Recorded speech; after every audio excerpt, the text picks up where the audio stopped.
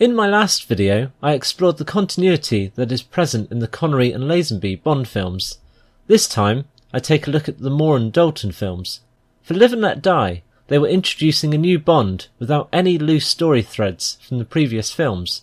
Spectre had now been put to one side, so to some extent they wiped the slate clean.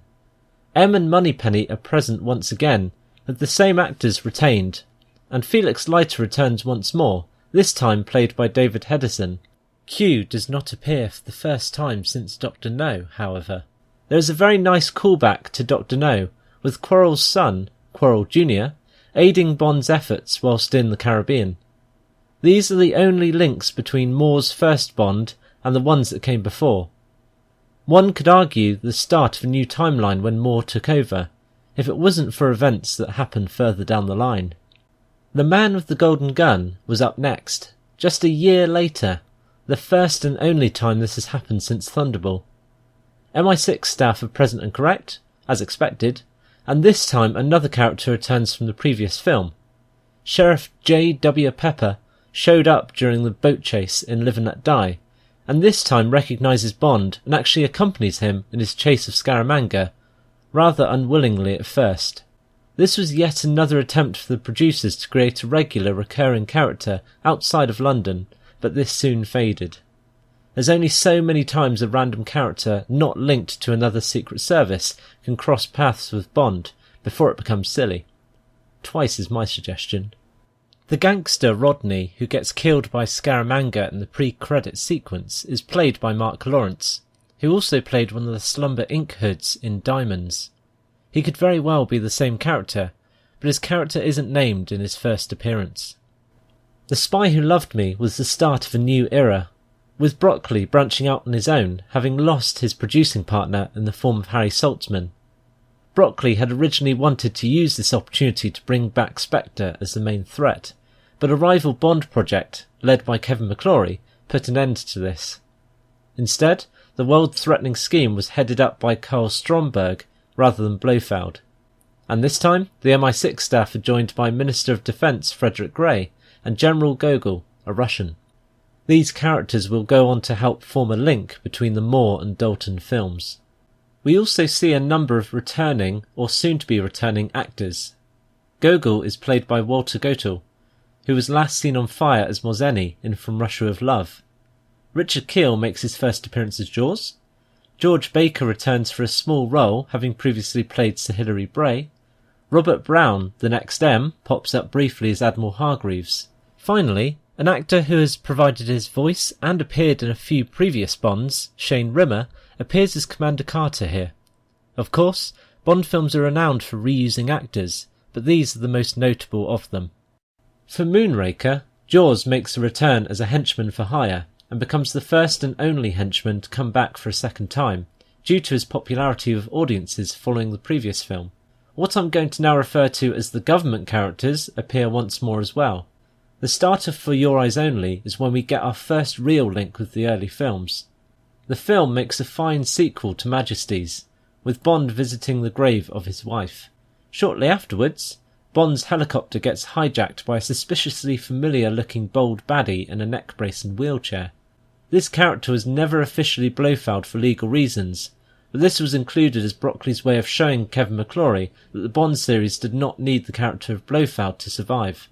The character has since been credited as Blofeld since the legal difficulties ended. Rather confusingly, this was how Blofeld appeared at the end of Majesties, but he had since appeared in Diamonds with hair and without a neck brace. Moneypenny, Q, Gogol and Frederick Gray appear, but this is sadly the first film that hasn't starred Bernard Lee as M, and, out of respect, this is the first film without M as a character. He is instead replaced by a prickly interpretation of Tanner, a character who first appeared in Golden Gun, played by Michael Goodliffe, in an uncredited role, and he would later appear in the Brosnan and Craig films. Eyes also marked the final appearance of Man with Wineglass, who had been doing his finest double-taking since Spy. Octopussy saw the return of Maud Adams as a Bond girl, following her first appearance 3 films earlier. Here she plays the title role, having previously been killed off as Andrea. Robert Brown makes a return as well, taking on the role of M. There is some debate as to whether he is supposed to be Admiral Hargreaves, who appeared in Spy. I like to think he is.